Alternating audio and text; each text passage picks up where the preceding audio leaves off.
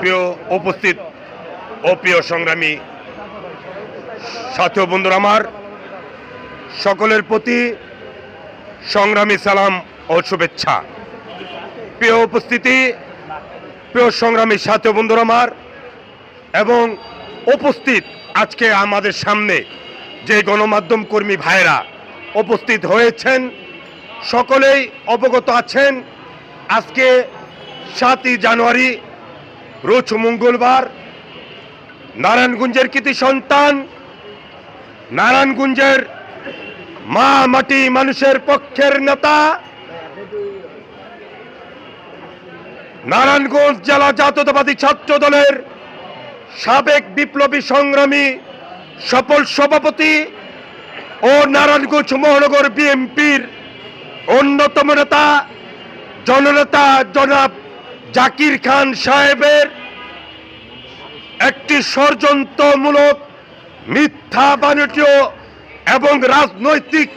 প্রতিহিংসামূলক যেই মিথ্যা মামলা দেওয়া হয়েছিল, ওই বাণিজ্য মিথ্যা মামলার আজকে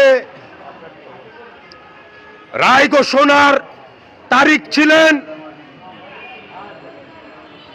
ওই রায় ঘোষণায় আজকে বিজ্ঞ আদালত নারায়ণগঞ্জের প্রাণ পুরুষ, নারায়ণগঞ্জের গণমানুষের নেতা, যুব সমাজ, ছাত্র সমাজের আইডল আইকন,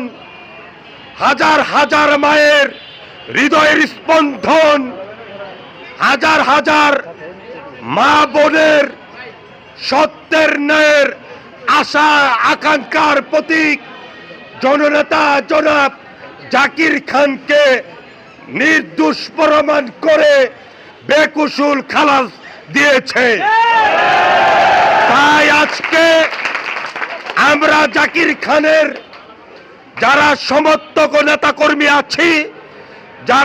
যারা দীর্ঘ কয়েক বছর জাকির খানের জন্য এই মিথ্যা মামলা প্রত্যাহারের দাবিতে আন্দোলন সংগ্রামে মিছিল মিটিংয়ে অংশগ্রহণ করে গিয়েছিলেন, সবাইকে জাকির খানের পক্ষ থেকে, জাকির খানের পরিবারের পক্ষ থেকে আপনাদেরকে মোবারকবাদ ও ধন্যবাদ জানাচ্ছি। প্রিয় সংগ্রামী সাথী বন্ধুরা আমার, আজকে জাকির খানকে বেকসুর খালাসের পরে আমরা কোর্ট আদালত পাড়া থেকে আমাদের জেলা ও মহানগর বিএনপির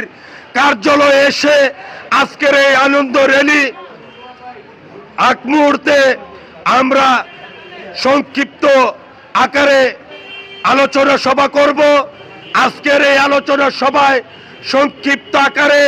শুভেচ্ছা বক্তব্য নিয়ে আসার জন্য অনুরোধ জানাচ্ছি বাংলাদেশ জাতীয়তাবাদী ছাত্র দল নারায়ণগঞ্জ মহানগর শাখার সাবেক বিপ্লবী সহ সাংগঠনিক সম্পাদক জনাব সীমান্তকে বক্তব্য রাখার জন্য অনুরোধ জানাচ্ছি।